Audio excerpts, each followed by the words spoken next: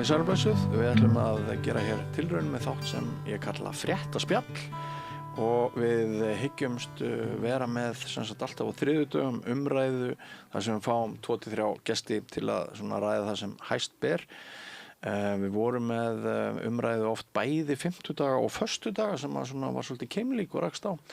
Þannig að við erum að gera tilraun með það að færa þetta aðeins fram og það eru komnir 3 góði gestir til þess að ræða heilmargar fréttir og stórar sem einmitt eru í gangi. Þar sem við erum að taka þetta upp, það eru mörg risavaxin fréttamál í deiglunni eða þegar orðin og undir lok þáttarins þá ræðum við skoðanakönnun sem að er svo fyrsta sem birt hefur verið ansi langt skeið hvernig Íslendingar ætla að greiða atkvæði í kosningunni stóru á laugardaginn. En ég heiti Björn Þorláksson og gestir mínir í dag eru Margrét Tryggvadóttir, rithöfundur, fyrrum þingmaður, vertu velkomin. Sæl. Nú, Lárus Guðmundsson, þú hefur komið hérna nokkuð sinnum áður, ég kynni þig stundum sem miðflokksmann, þú ert athafnamaður, sjálfstæður atvinnurekandi með áhuga á samfélaginu, velkomin. Já, takk. Og Jón Trausti Reynisson, margir sem þekkja þig, þú ert ekki ritstjóri heimildarinnar, þú ert ekki framkvæmdastjóri heimildarinnar það, þú ert með einhvern svona titil að það. Ég er með nokkra titla. Já, með nokkra titla. Þú ert blaðamaður. Blaðamaður. Já. Og þú ert einn þeirra sem að þú berð ábyrgð á tekjublaði hérna heimildarinnar ásamt fleirum og við munum örugglega ræða það á eftir. En sko, það er best að bara vera heiðarlegur við ykkur kæru hlustendur og áhorfendur, klukkan er 1 hjá okkur núna þegar við erum að taka upp þennan þátt. Og sumt af því sem að verður sagt hér, það kann að vera úrelt. Við til dæmis vitum það núna að það er töluvert uppsagnir að því virðist vera hjá Reykjavíkurborg, en við vitum ekki hver víðfeðmar og þið verða bara að afsaka það að hérna, við þurfum að tala svona í kringum sumar hluti. En þetta virðist nú vera svona ein helsta fréttagsins, Margrét, eða hvernig líst þér á? Já, sko, mér finnst þetta eiginlega bara alveg ömurlegt. Það sem ég sá í morgun var náttúrulega aðalega það að þetta segja upp skólaliðum eða væri búið að segja upp skólaliðum. Og hérna ætti bara að ráða útvista bara þrifum. Þetta hefur náttúrulega verið reynt og það er alveg ástæði fyrir því að það er snúið tilbaka.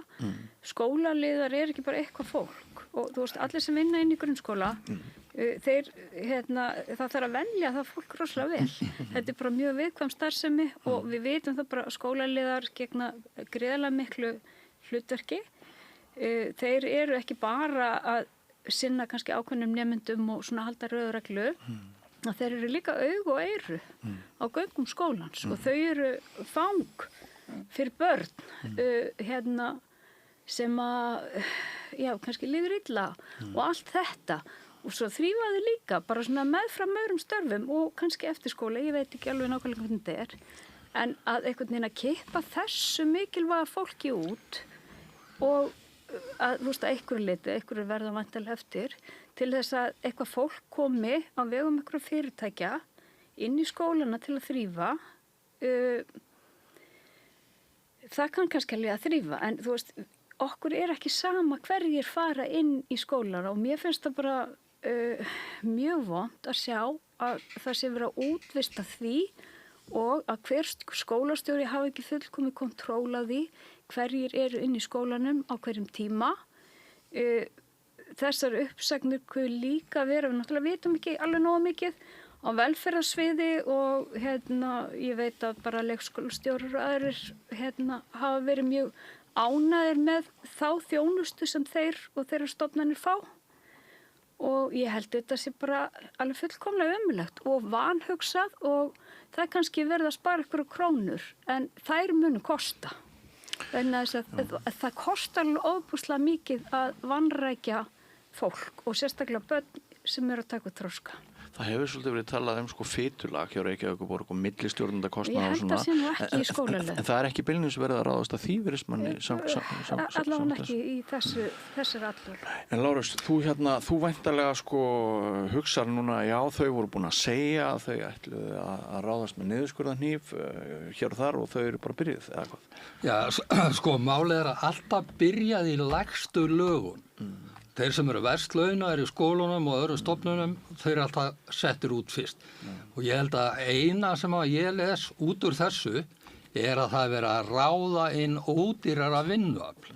Vegna þess að það á að spara pening og svo einhver fyrirtæki sem að taka þetta yfir og þau eru með fólk á lægri launum.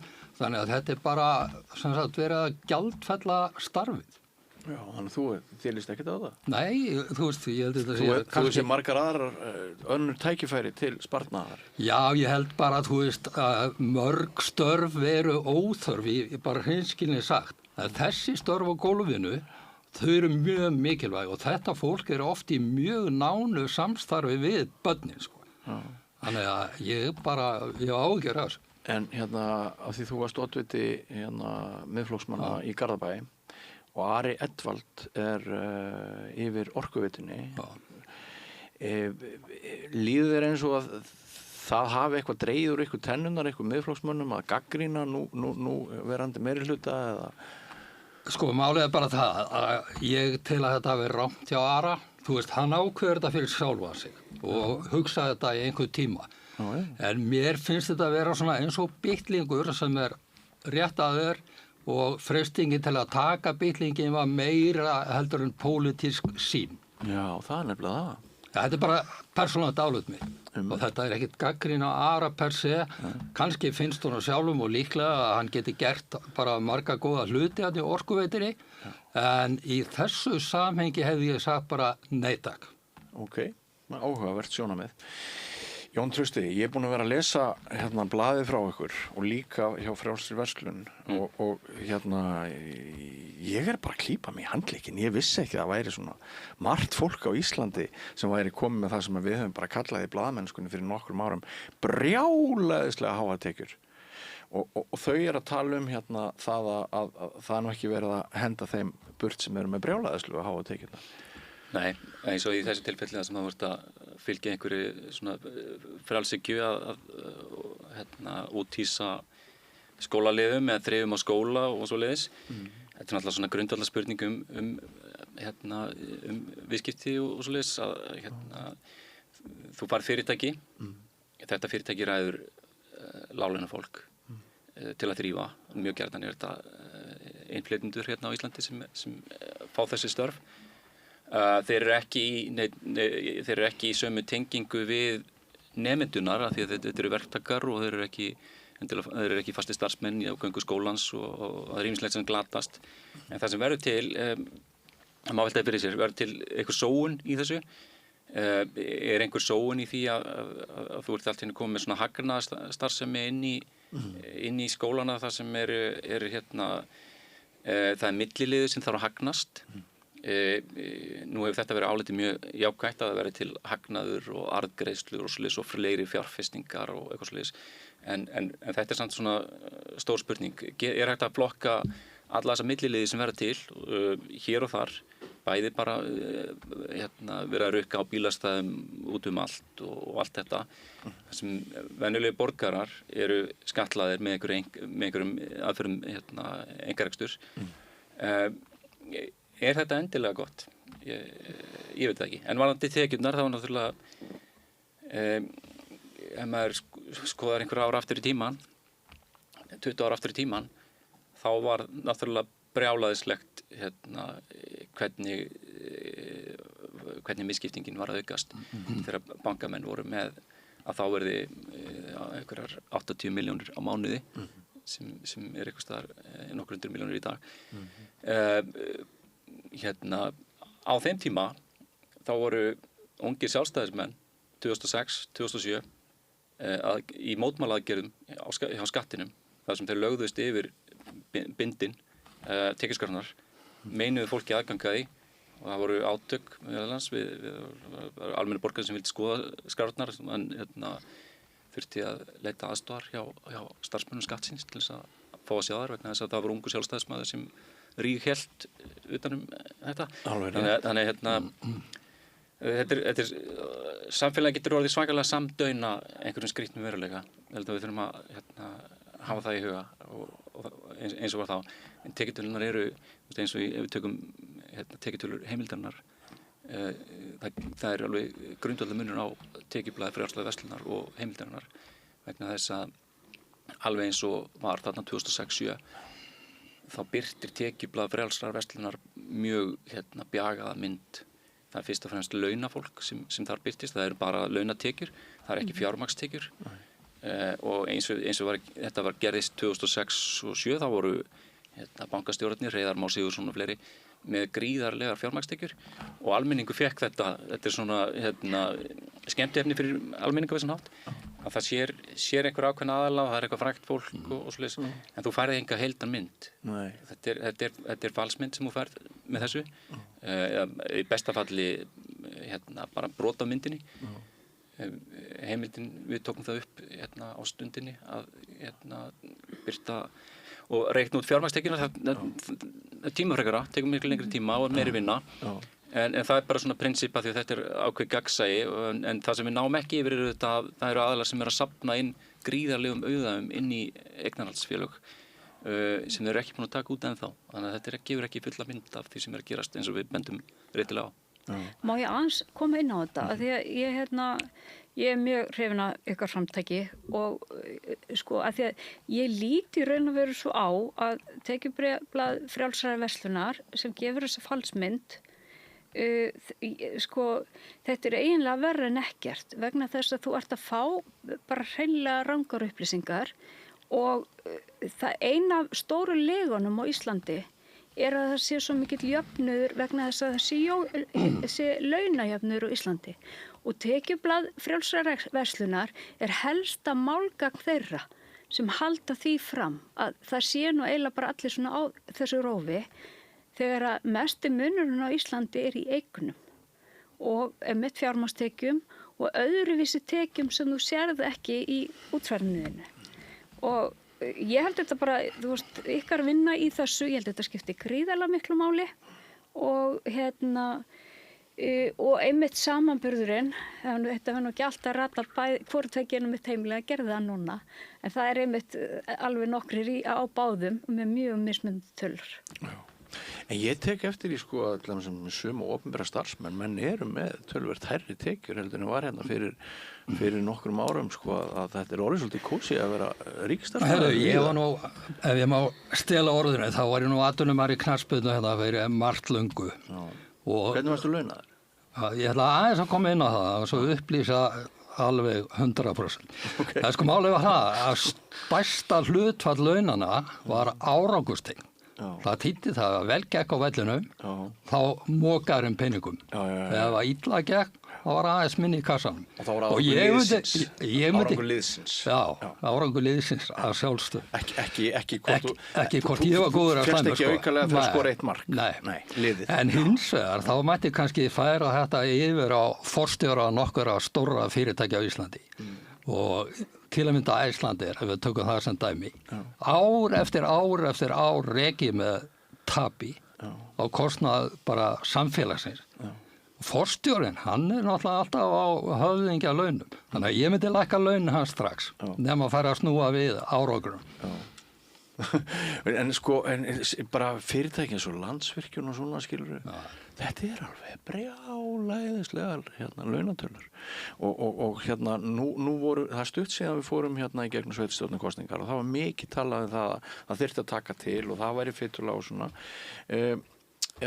það hefur svo sem ekki verið mikið aðhald í opinberu rekstri upp á síðkasti, það hefur ekki uppsagnir eins og þessu við erum að sjá núna í tvígang hjá þessum meirihluta borgarinnar, þær hafa ekki sést hjá sveitarfélögum í mjög mörg ár en það er hverjum er verið að segja upp, það er nú svona spurning. Eins og þú sagði, þetta er alltaf minnstu stéttirnar og lægst launuðu, en talandi bæjarstjóra og fleiri, það finnst mér að vera komið tími til að skoða aðeins launaumslagi hjá þeim Ég bara get alveg tekið undir það. Mér finnst bæjarstjórar í Íslandi með fáránlega há laun. Þau hefur ekkert atvinnuöryggi segja. Já, en þeir eru nánast allir með þannig samninga að þeim er sagt upp og þá fá þeir öll launin sem eru bara 20 milljóna.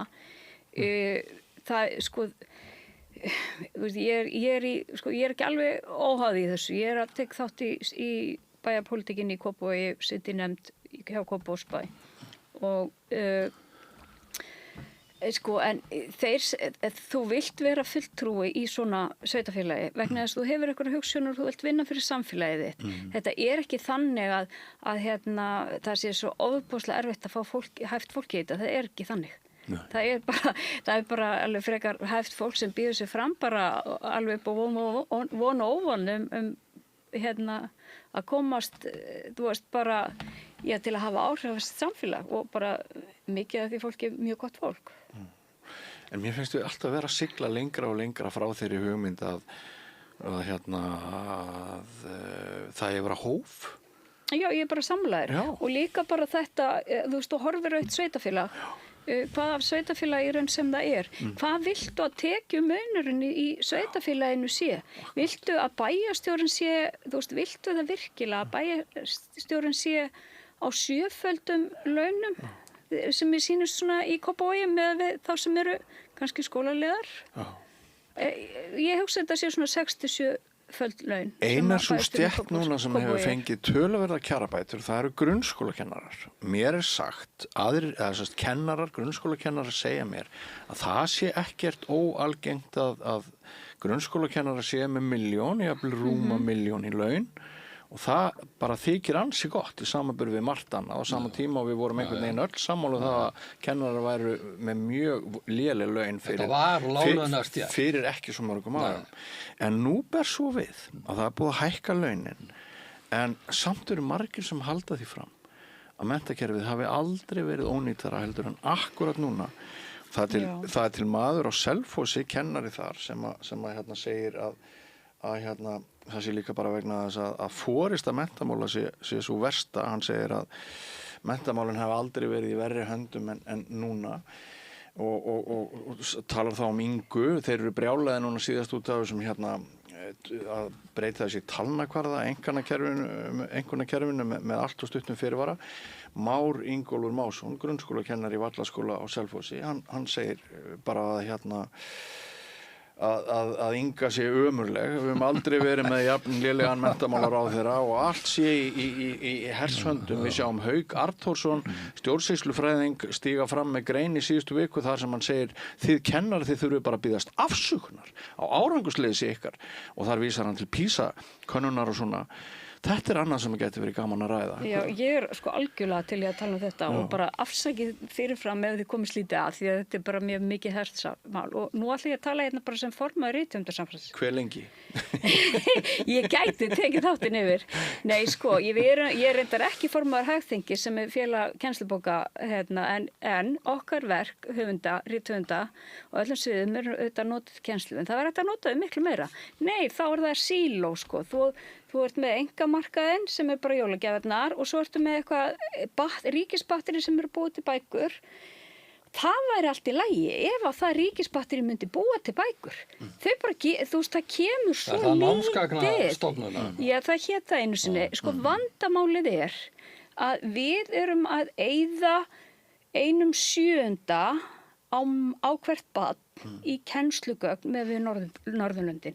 Við ættum að vera þú veist, að höfðatölu með meira, ekki 1/7, heldur miklu meira, en þess að okkar börn þurfa að læra öll sömu þögin og börnin í Norðurlöndunum sem hafa stórt samfélag til að búa til bækurnar. Þetta batteri sem heitir núna Miðstöð menntunar og skólaþjónustu. Flott nafn. Já, þú veist, það hét fyrir kortir eitthvað allt annað en það sama skammstöfunin og eitthvað og hét einu sinni sko ríkisútgáfa námsgagn og svo námsgagnastofnun og sko það hefur bara verið mjög, þú veist, ótryggt ástand. Ég held að það sé alveg gott fólk þarna. Árunum fyrir hrun þá var námsgagnastofnun þáverandi stærsti tölvuleikjaframleiðandi á Íslandi. Það var verið að búa til tölvuleiki af því að það átt að leikja við að námið. Krakkar mátt að leikja, þú veist, fara í svona reiknisleiki og landafræðileiki og allt þetta. 2007 cirka þá ákvað Sjálfstæðisflokkurinn í Kópavogi að hafa þessum kosningalofur að gefa öllum iPad. Hvað þýddi það? Allt námsefnið sem var verið að búa til með 100 milljóna kostnaði, það úreldist. En þess að það byggði allt á flash sem líka núna orðið úreld. Og virkaði bara í borðtölvum, ekki í spjaldtölvum. Sko sonur minn, var eitthvað tíman þegar hann var unglingur, alveg ótrúlega lélur í landafræði borgum í Austur-Evrópu og ég fór eitthvað að skoða þetta. Heyrðu, voru ekki bara Sovjetríkin í bókinni?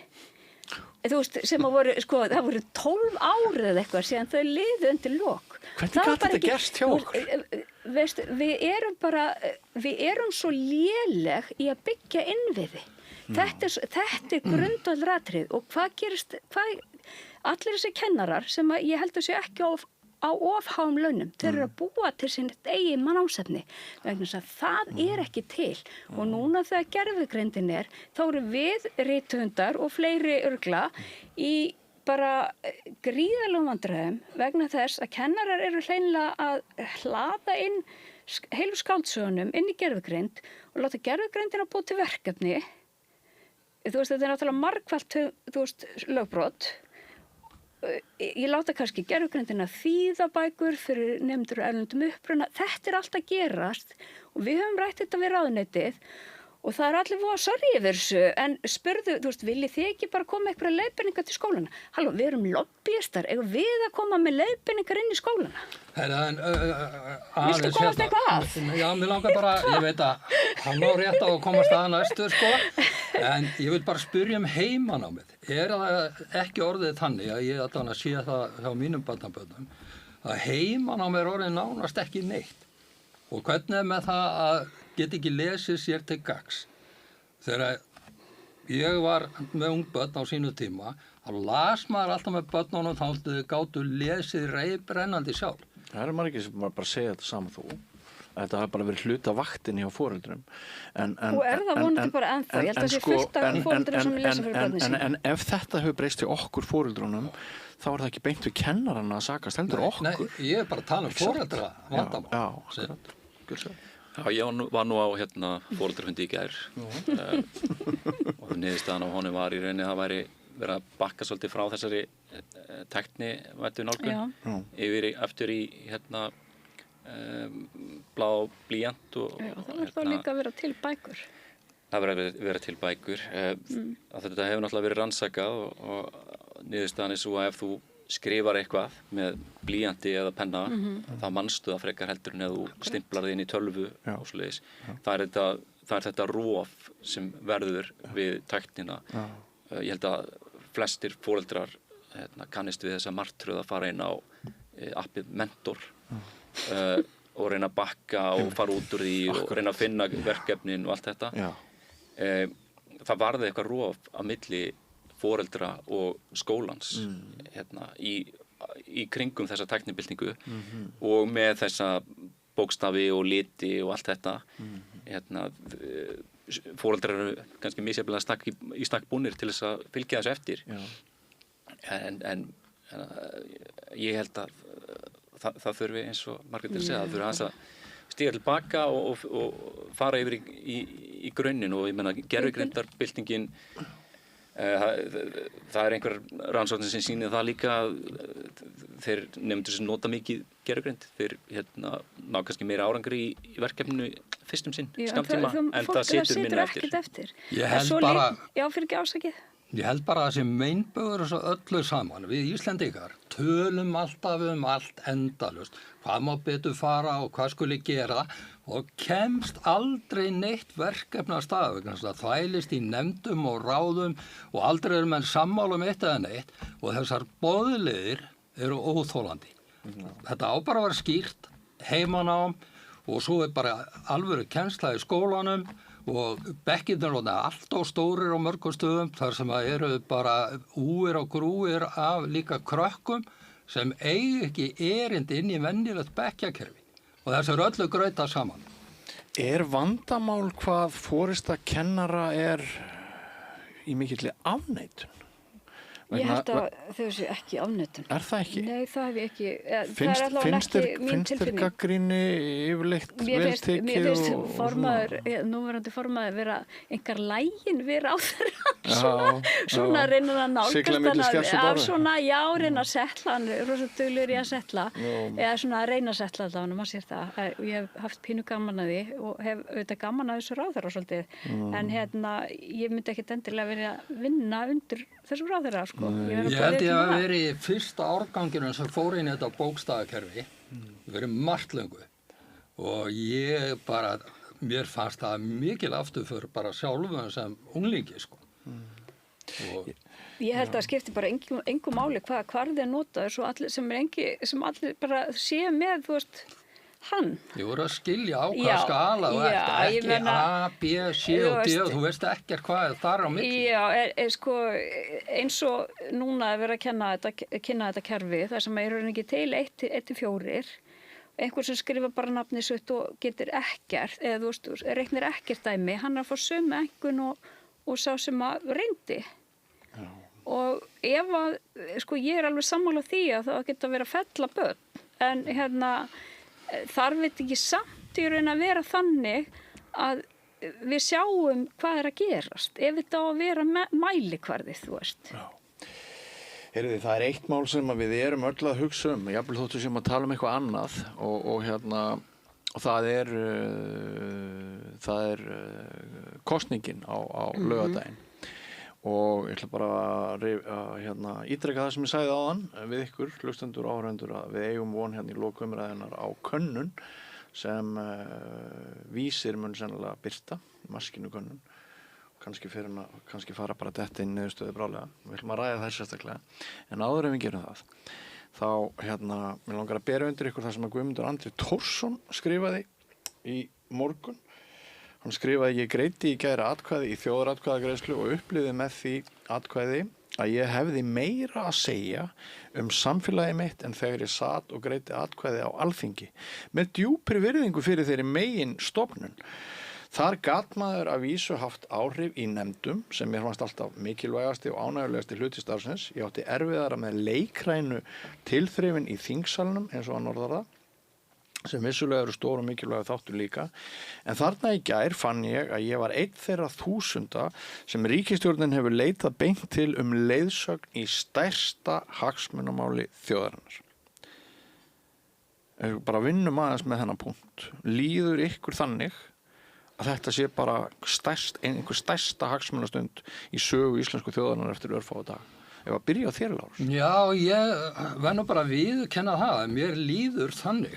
Og ég hef reynslaði að búa í Evrópu, Þýskalandi og Belgíu og ég fylgst með pólitíkinni í þessum löndum í áratugi og ég er algjörlega, eins og nefndir í byrjun, ég er algjörlega á móti því að fara inn í Evrópusambandið eða skoða þennan pakka eins og talaður Þú ert neyjari. Herru, ég segi bara að það er ekkert að sjá og ekkert að fá. Nei. Þannig að hagsmununir felast að þínum mati í því að það komi nei.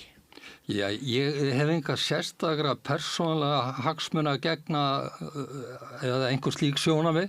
Ég bara tel að ástandi í þessum löndum og í rauninni finnst mér ESB vera krísubandalag. Allstar sem var opnar fjölmiðla fyrir utan kannski Svíþjóð og Danmörku, Spánn, það er hörmungar ástand og það sem að gleymist í allri þessari umræðu og er ekki stærsta máli aðdraganda þessara kosninga hér, það eru hælisleitendamál. Í Evrópu er það stærsta ágreiningsmálið.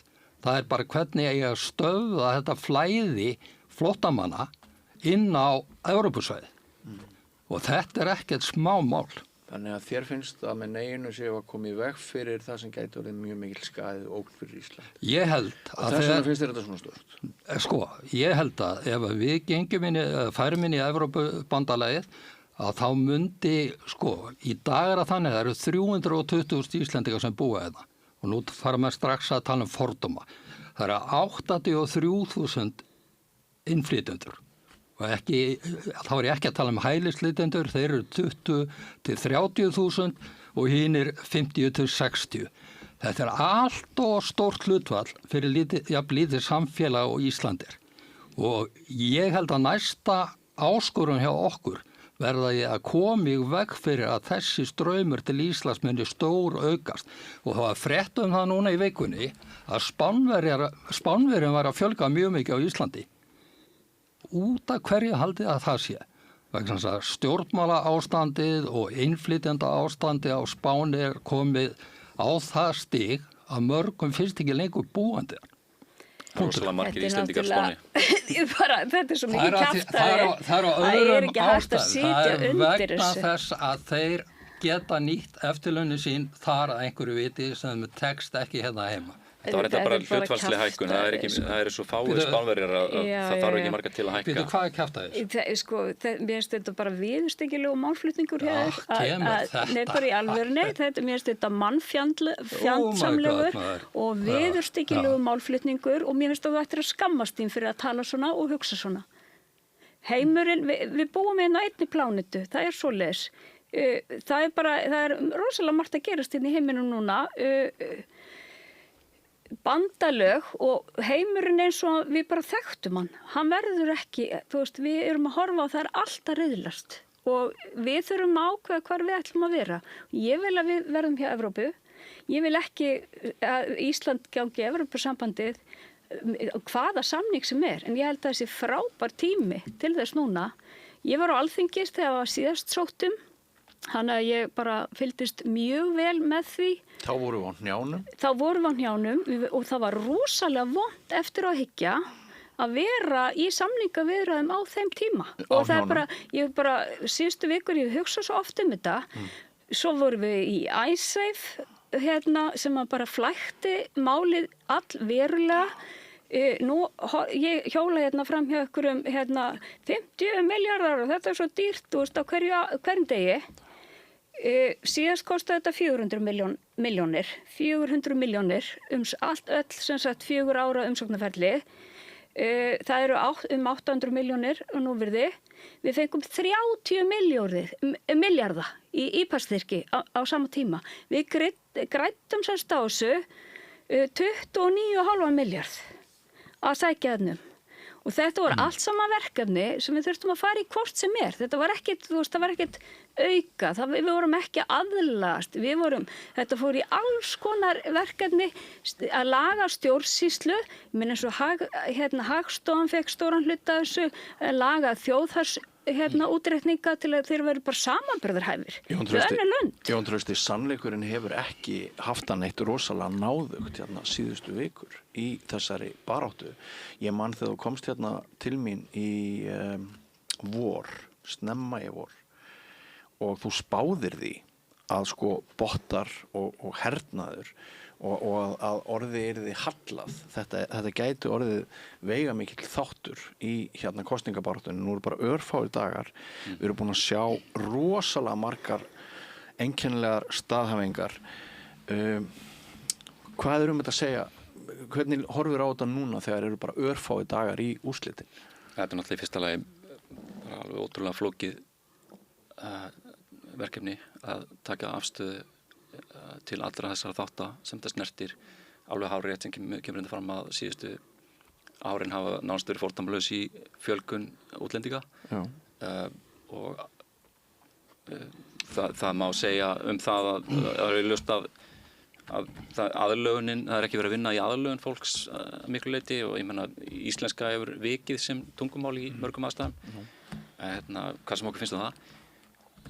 Hins vegar þá er það fyrst og fremst vegna þess að við erum á EES-svæðinu og erum með EES-samningin sem var fór til dæmis ekki í þjóðaratkvæðagreiðslu þó að langflestir vildu það á sínum tíma og þjóðin var klofin og síðan hætti fólk að pæla í því. En það eru ákveðnar afleiðingar að því góðar og það sem sumum finnst vera óþægilegt fyrir þjóðarímynd eða umhverfi sitt og svo fyrir göttunum. Það ætla að fara að rekja einhverjar rangfærslur fram og tilbaka. Ég er alveg ósammála því að það sé eitthvað svakalega slæmt ástand á Spáni þar sem að það bara hefur verið mjög mikill uppgangur á Spáni.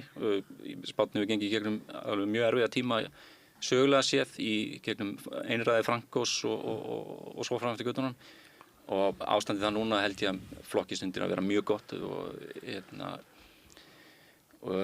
sumir segja að fullveldið verði fórnað við aðild að Evrópusambandinu. Nú eru til dæmis Spánverjar að glíma við það að hafa tekið afstöðu sem er önnur en afstaða einhver samræmd ESB afstaða gagnvart Donald Trump þar sem Pedro Sánchez hefur meinaði að nota flugvelli til þess að ráðast á Íran og svo fram til götunum.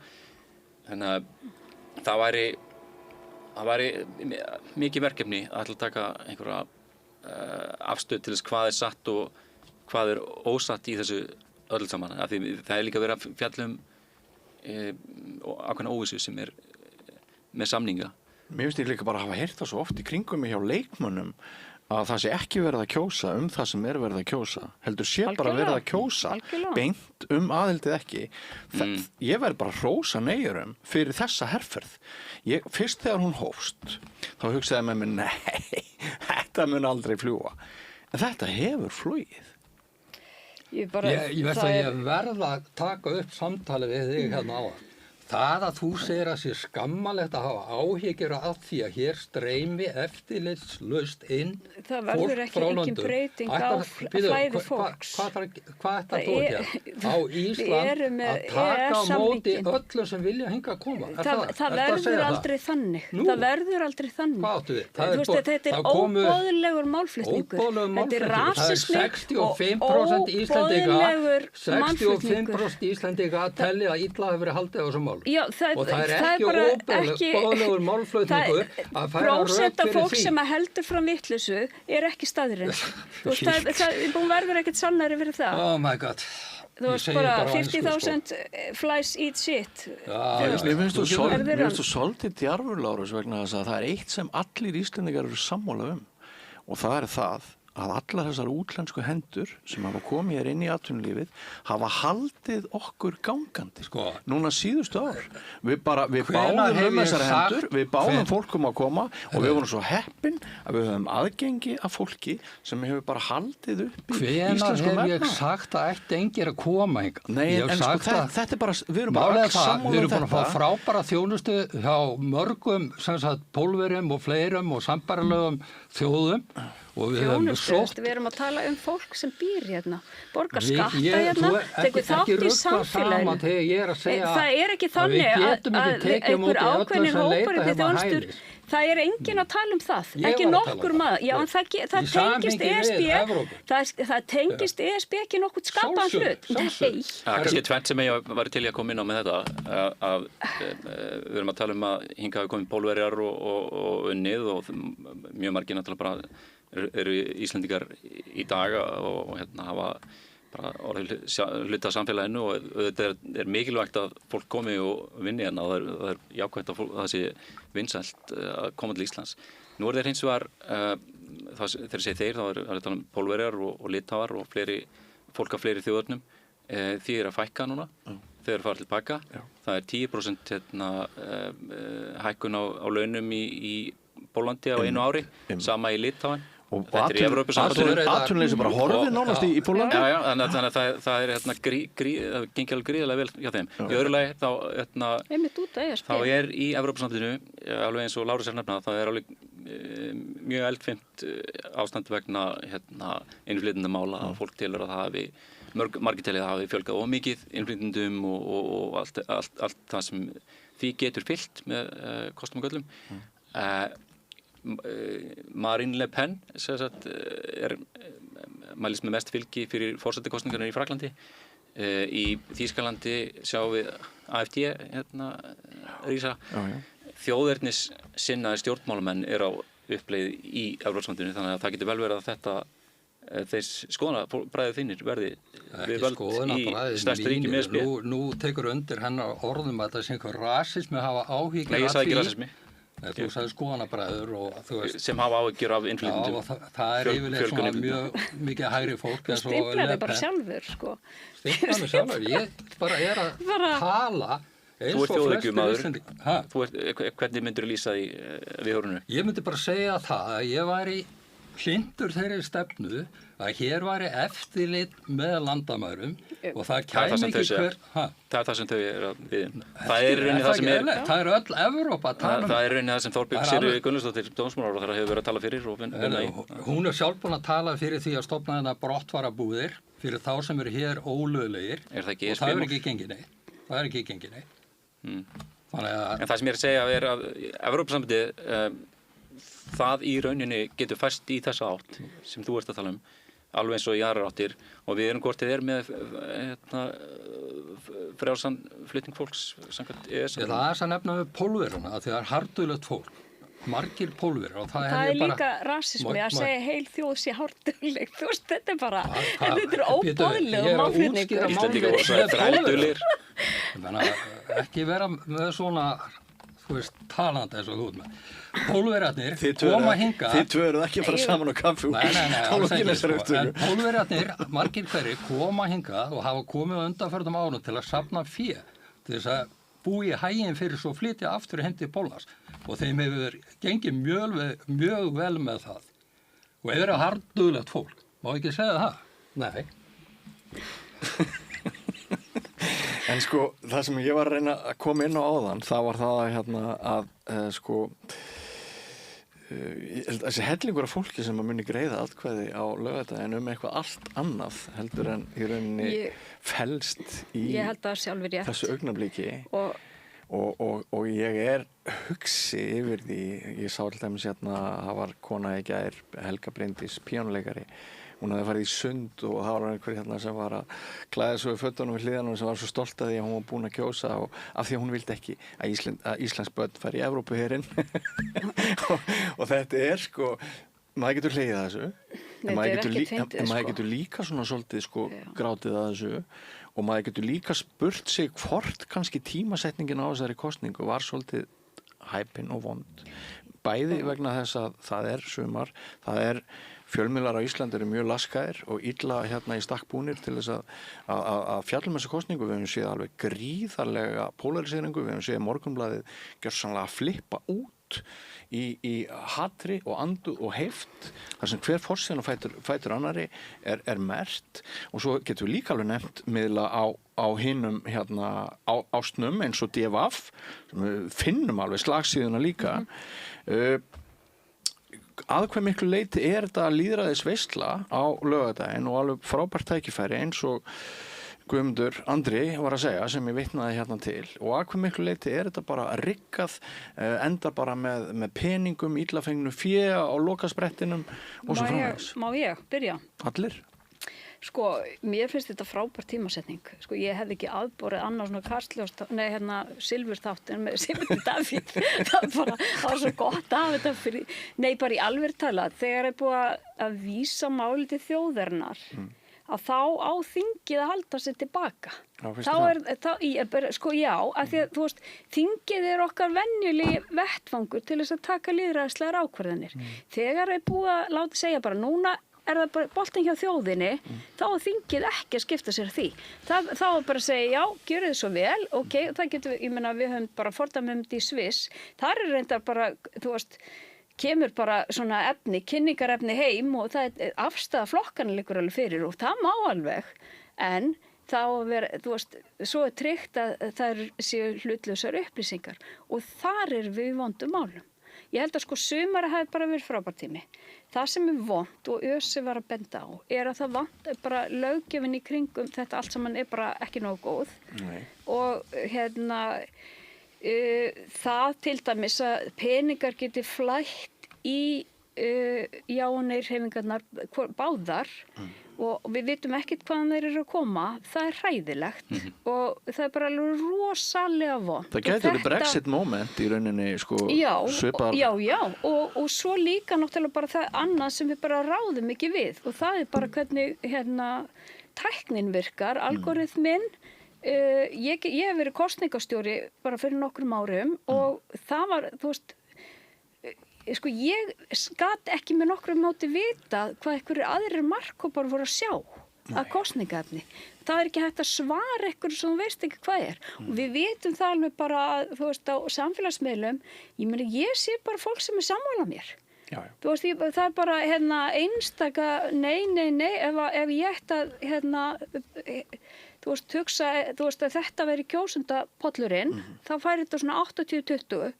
En, þú veist, já, en ég meina það, ég veit alveg að það verður ekki svoleiðis, vegna þess að ég er bara í mínu fiskabóri, sko, og svo er einhverju aðrir í einhverjum og leiðir okkar bara, það skerast ekki nema við mætumst hér.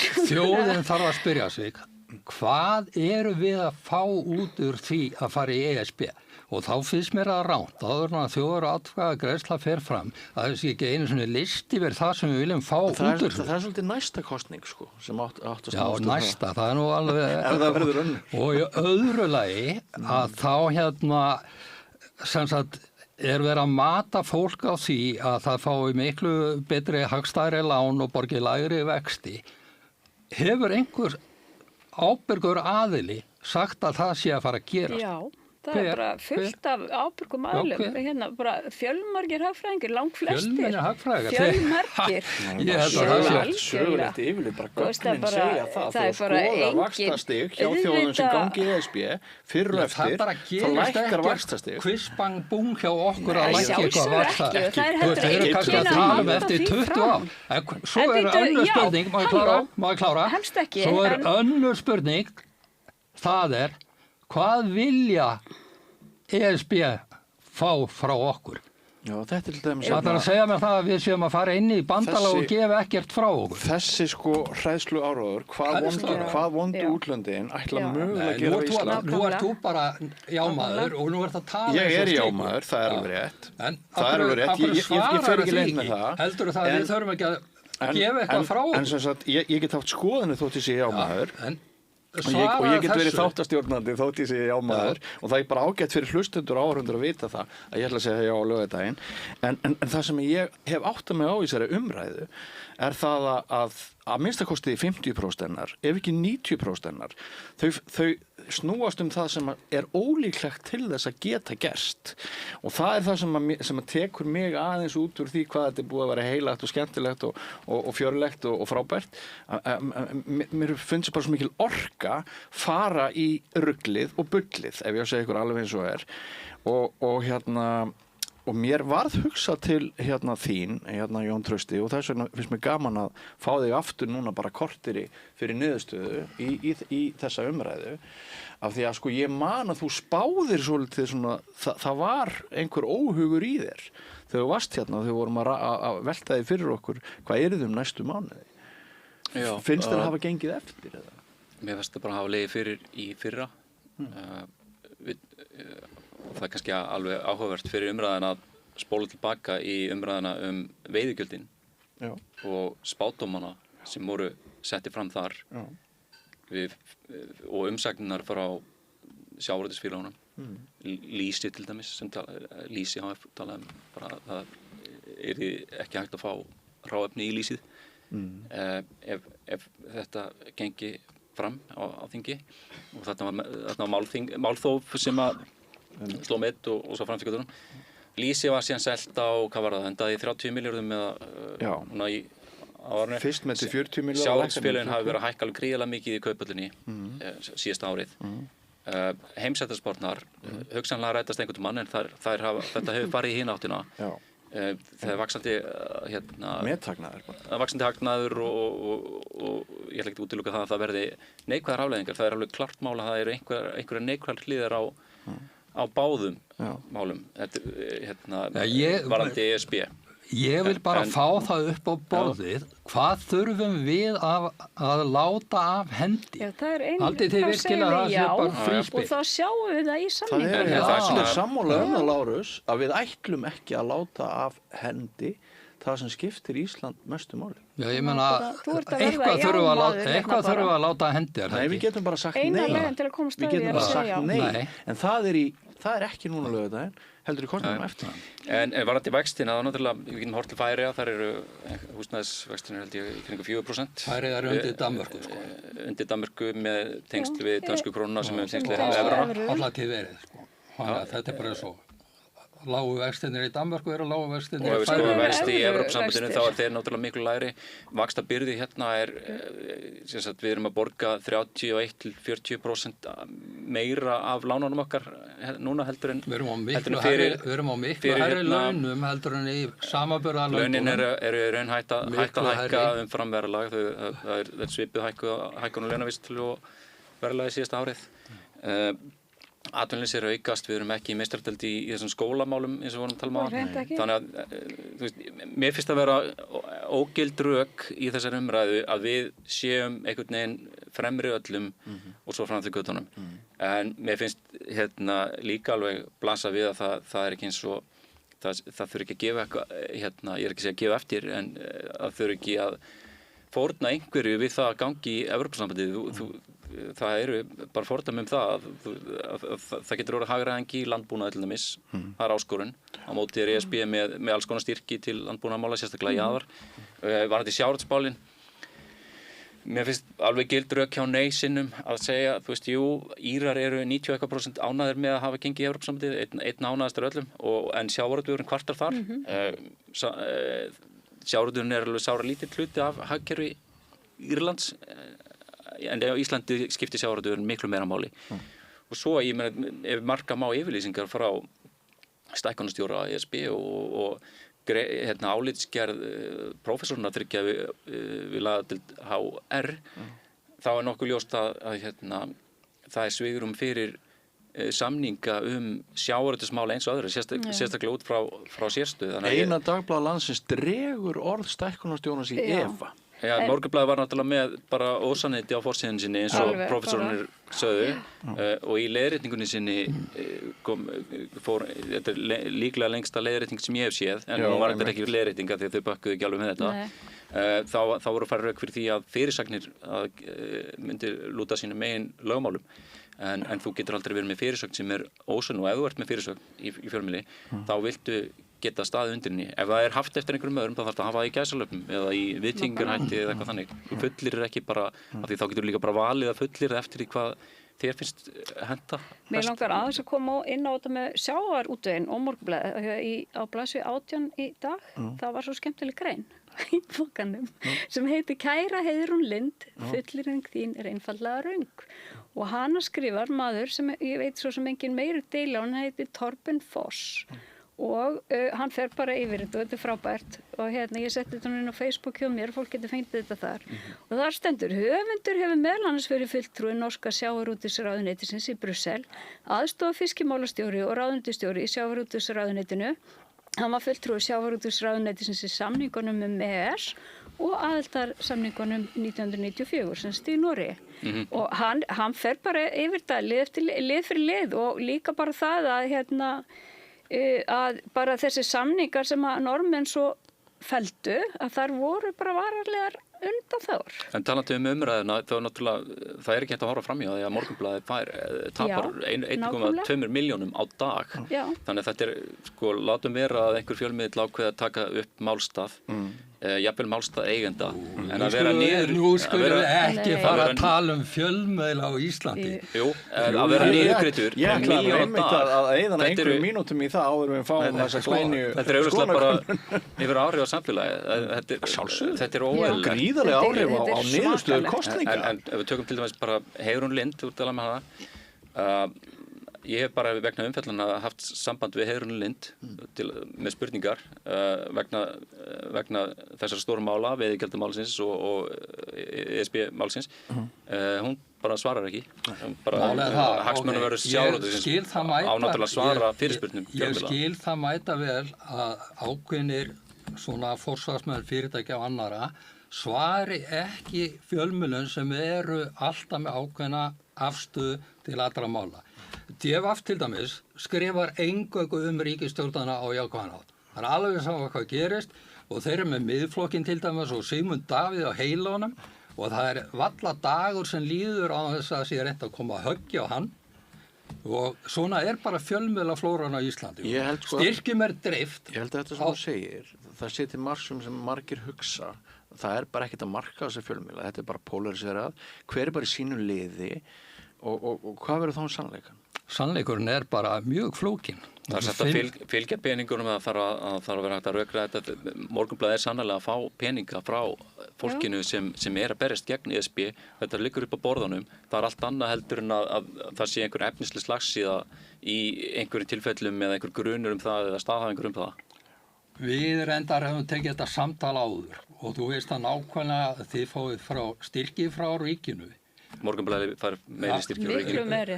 Allir að fá styrki og það þýðir það að þið beitið ykkar ritstjórnarstefnu þannig að þið eru ekkert mikið að hnýta í ríkisstjórnina. Hagstjórnin hjá ríkisstjórninni hefur verið fyrir neðan. Hvað áttu við? Bara, Ómaklegt? já, mér finnst það. Það hefði ekki áhrif að vera með peninga sem út háður. Ég vann á fjölmiðli 12 ár. Þessir fjármunir sem koma í svona styrki, þeir eru háðir öðru en umfjöllunar efninu. Málið bara það. Ég meina, hlutlægir styrkir. Ég meina, regla hæfilegra fjarlægðar, er algjörlega tryggð í þessu. Sá sem úthlutari þingið sem hefur engin áhrif á hverjir fá. Málið bara það að þegar þú komin á ríkisstyrki sem fjölmiðill, þá ertu ekki að höggva í stjórn landsins. Við erum með örfá, með örtungumál, ríkisstyrkir til fjölmiðla eru lífsnauðsynlegir bara fyrir miðað við það ástand sem í bransanum. Það eru hærri ríkisstyrkir í Danmörku til dæmis og Noreg, þú ert að afskrifa bara helstu lýðræðissamfélög heimsins með þessum BBC, ég meina, regla hæfilegra fjarlægðar, hún er fundin upp, þú veist, í kringum BBC. Þetta eru draumóra sannleikurinn að sá að samfélagi og fjölmiðlarnir þeir eru háður þessum ríkisstyrkjum og þeir beita sér oft í takti við það. Lárus, þú vannst lengi á RÚV, þú varst auglýsingastjóri. RÚV svolítið farið að hegða sér eins og einkamarkaði núna. Það með belti og axlabönd, það fær alla peningar sem hægt að fá. Þar þarf engin maður að hafa áhyggjur af atvinnu sinni og þetta eini fjölmiðillinn sem þarf ekki að hafa neinar markaðsáhyggjur, þau eru ekki háð auglýsendum, þau eru bara á frábærum stað. En þau hegða sér eins og einkamiðill, þau eru að dorga til sín gott fólk sem að var á öðrum fjölmiðlum, umræðustjóra á Sprengisands, á Bylgjunni og svona og ég hugsa að það hafa nú orðið dálítið mikið launaskrið þar líka. Hvernig finnst þér Ríkisútvarpið hafa staðið sig núna í upptakti þessar Evrópukosningar? Mér finnst bara Ríkissjónvarpið hreinlega vera oft í mörgum málum að taka afstöðu með eða móti einhverju og þannig á ríkismiðillinn ekki að virka. Þetta á að vera hlutlaust. Finnst þér að þinn gamli vinnustæður sé orðin skakkur í fréttaflutningin? Já, ég bara margoft orðið var við það. Það er ákveðin skekkja þetta sem mótast til dæmis að mörgum fréttamönnum sem eru staddir á einhverju stað í pólitíkinni og þeir bara, það sést bara og bara rauður þráður oft í þeirra fréttaflutningi hver þeirra persónlega afstæðir og það finnst mér rátt. Eru þið sammála þessu? Nei, ég nú ekki sammála þessu. Ég finnst nú bara Ríkisútvarpið bara hafa staðið svo nokkuð vel en þá ég tala bara fréttamiðlana og í umfjöllinni, þú veist, þetta hefur bara verið mjög fjölbreytt. Ég hef ekki hort á allt eða hlusta á allt. Hvernig finnst þér þessir umræðu þættir hafa gengið í Silfrinu núna? Mér fannst bara síðustu 2 þættir bara mjög fínir. Er þetta hjálplegt? Hvað segirðu? Er þetta hjálplegt? Mér fannst þetta, já, ég held það. Þáttum sem Sigmundur Davíð, þinn maður kom og já, hann var náttúrulega bara skelfilegur en hann líka sýndi okkur fram á af hverju það er ekki góð, það var góð hugmynd að hafa þingið ekki í gangi á meðan að þessi hljóðin að, þú veist, ég meina þetta annars hefði bara þingið verið allt svona í allt, þú veist, ef þetta væri í vetur, skilurðu. Það er bara undirlagt að þessu, það er bara komið sér ákvörðun annað. Ég hef aðeins vel líka verið að horfa á svona eða hlusta á hlaðvörp bæði hjá RÚV og öðrum og mér hefur bara fundist bara mjög margt. Svo kom náttúrulega heimildin, alveg heilt blað. Ég var nú eiginlega allan júlímánuði að lesa það og það var gríðarlega efnismikið og góð umfjöllun. Þú veist, ég meina það er bara fullt en ég held að mjög mikið af fólki og það er bara alltaf vandinn í lýðræðis að því að við eigum að taka þetta ákvörðun út frá upplýsingum en þú veist það eru sumir sem að þú veist nenn ekki að vinna þá vinnu. Ég sé ekki betur afsakaði ég trufla þig, ég sé ekki betur en að könnun 25. ágúst á að hefja aðildarviðræður við ESB og ný það liggi núna 51,3% með jáinu og þá 48,3 með neyinu og þetta sé mæling dagsins. Fá viðbröð ykkar við þessu? Þetta er bara ótrúlega tæft og Þetta er satt sem haldið hefur verið fram að meira þessi líklegri til þess að mæta þannig að það hefur þurft meiri. Ég held að fólk sé bara mjög ákveði í báðum hreyfingum sko. og sjónarmiðum. En það ekki til þess að maskínur hjá þeim sem segja já, sem eru þeim svo sjálfstæðisflokknum, að bara að keyra alla á kjörstað og svona. Það er síður, en það held ég að reynda að sé ofmetin maskína að vera að keyra mikið. Ég nú að því að vera kosningarsjóðu, það er engin eftirspurn eftir þessu. En hvernig slærir nú þessi tala svona með það sem þú hélst? Ég held þetta væri eiginlega bara svona, því að þetta er mjög tæft og þetta er eiginlega bara sömu tölur og við erum búin að sjá með einni undirtekningu þar sem þetta var enn nær. Hvað segir þú, Lars? Ég segi bara að þú veist, tölur eru tölur og þetta er mjög jaft, en þetta undirstrikar það sem að ég hef haldið fram á fleiri, að þessi kosning myndi skipta þjóðinni eða klifja hana í tvennt. Og að kljúa hana, ætla ég að segja. Og það þykir mig miður vegna þess að þegar Kristrún lagði af stað með þetta, þá talar hann það að alls ekki ætti að kljúa þjóðina.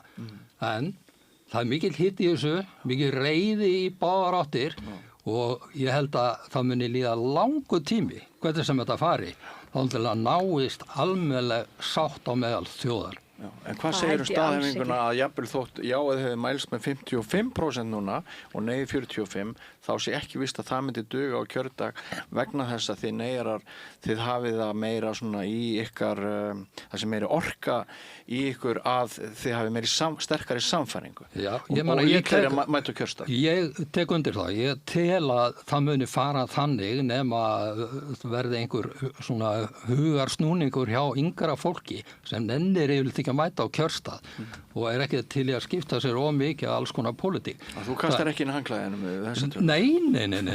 Nú bara veit ég það að þeir sem er á móti Evrópusambandinu og aðild og móti því að kíkja í þennan fræga pakka að þau muni vinna enn harðar að því að koma neginu á sinn stað. Já, Jón Trausti, þú farið að loka orðin, við þurfum að rýma til fyrir næsta holli hérna í stúdíónu. Hvernig líst þér á þessa tölu? Kemur hún þér á óvart? Já, kemur einhverjulega ekki á óvart. Svona 52-48 er það sem er býst alveg við. Við erum auðvitað nýbúin að fá á okkur stýrivaxtahækkun upp á 0,25%. Það hjálpar ekki í neginu. Við mánaðamótin verður síðan rennur út hérna tímabundin lækkun á eldsneyti sem átti að svona hjálpa okkur í gegnum verðbólgukúfinn. Kjarasamningar vera lausir þannig að það er mörg moment sem vinna gegn neginu og ég myndi segja að það hljóti að vinna aðeins gegn neginu líka að Bandaríkjaforseti sé að kúa nágranna sína og hóta þeim, Kanadamönnum og eina stór ástæða fyrir því að fólk vill horfa til Evrópusambandsins núna og kannski ástæða fyrir því að flýta kosningunni er að Bandaríkin er að hegða sér eins og töluvert mikil ógn gagnvart Íslandi líka hótarataki yfir Grænland og svo framvegis þannig að já, ég ætla nú ekki að fara að spá einhverju en þetta heimurinn er bara ekkert eins og hann var þetta kannski er þetta að virka þessi aðferð að eins og Sigmundur Davíð benti alveg réttilega á að þá eru helstu talsmenn ESB hættir að tala minna að tala fyrir inngöngu í ESB meira að tala fyrir því að sjá í pakka eru búin að fjarlæðast aðeins frá því en þjóðernishyggjan er alltaf sterk. Ég ætla að draga þetta niður í sömu tvö orðin og Eiríkur Bergmann stjórnmálaprófessor notaði við mig þegar við hittumst í M1 búnisklefanum í Sundi fyrir 2 dögum. Naktir, allsberir. Fáránlega spennandi. Þetta eru bara þau 2 orð sem mér finnst að lýsi laugardaginn best sko. Það veit engi hvað gerist. Margrét Tryggvadóttir, kæri þakkir fyrir komuna og Lárus Guðmundsson, kæri þakkir fyrir komuna og Jón Trausti Reynisson, búið að vera virkilega gaman að hafa ykkur hérna í heimsókn. Við höldum áfram með allt efni sem er kannski svona bæði skylt og ekki eftir andartak, ekki fyrir langt. Ég heiti Þórhildur Þorleifsdóttir. Á Samstöðinni er fjörug, opin, skemmtileg og gagnrýnin umræða allt milli himins og jarðar. Samstöðin á erindi inn á öll heimili. Hvar skrái ég mig í áskrift? Samstöðin.is